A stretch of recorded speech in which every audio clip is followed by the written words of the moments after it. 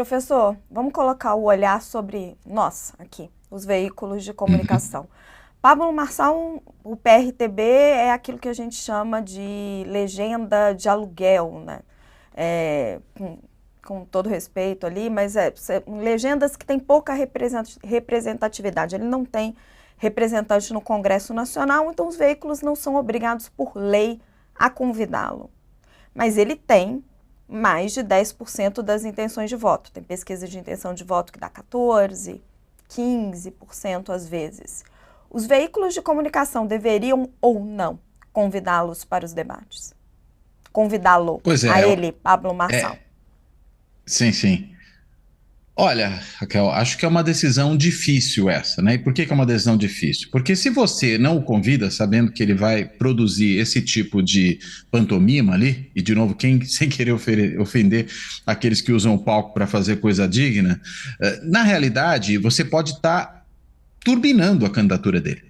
Ele vai se colocar como vítima, como aquele que, apesar de ter uma intenção de voto elevada, é excluído dos debates, vai dizer, olha, estão me temendo, e aí reforça o discurso antissistêmico que ele, porventura, possa ter. Eu acho que o fato é, alguém com mais de 10% da intenção de voto numa eleição com tanta fragmentação como a gente tem hoje, ele precisa ser chamado ao debate, não há muito como não chamá-lo. O que entendo eu que tem que ser feito, e aí acompanho a posição do Sakamoto, é você disciplinar esses debates primeiro. Acho que, claro, se você tiver uma discussão sobre determinados temas, e aí os candidatos têm que ir preparados para tratar daqueles temas, mostrar que tem algum conhecimento sobre aquele assunto, você já melhora. E ter algum tipo de disciplina mais estrita para evitar esse tipo de posição, por exemplo, de fazer acusações absurdas contra adversários sem nenhuma prova, acusar o adversário de ser um cheirador de cocaína, como ele falou, né? Ou acusar os adversários de algum tipo de cometimento de crime, falar palavrão durante o debate. Você podia simplesmente ter uma sanção, né? Se o indivíduo não se comporta, ele cai fora.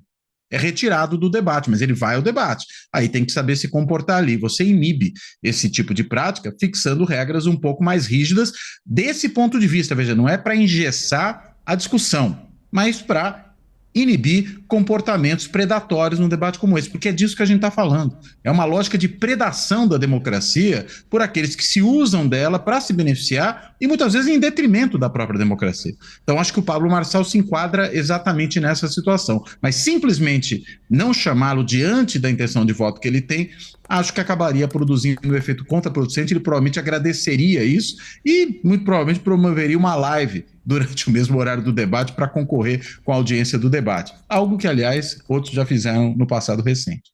Ô, Raquel, para você ter uma bem ideia provável. Por favor, Léo. você ter uma ideia do que o Cláudio está, até para corroborar o que o Cláudio está falando, as pessoas falam, não, mas vocês estão buscando grandes ideias. Não, quer ver uma coisa que mudaria de forma radical? Tira a plateia. Para que debate tem plateia? Não é programa de auditório.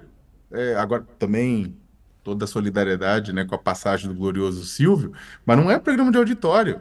Não é o rock lá com o Silvio distribuindo papel de dinheiro. Não precisa de plateia. Deixa um assessor por campanha, ou dois assessores por campanha, só o resto fica lá de fora assistindo. Tira o No outro celular, telão. Léo. Fica aqui a minha Tira, sugestão. Tira o tira celular das celular, pessoas. tira celular. Porque aí Tira, você dá tira, para o tira. veículo de comunicação o controle da câmera. Fez bobagem? Exatamente. Corta o sinal. Corta o sinal, tira o celular, tira a plateia, tira essa possibilidade também. Ah, mas a pessoa trouxe alguma coisa. Câmera corta. Se você não tem ninguém gravando e a pessoa começa a fazer macaquice, a câmera corta. A câmera corta o Sim. microfone. Silencia o microfone. Exatamente. Olha que coisa doida. Ao invés de falar réplica, tréplica, etc, tal, dá 30, 40 segundos, etc. Olha, faz temático. Faz temático. Fugiu do tema, candidato, você fugiu do tema.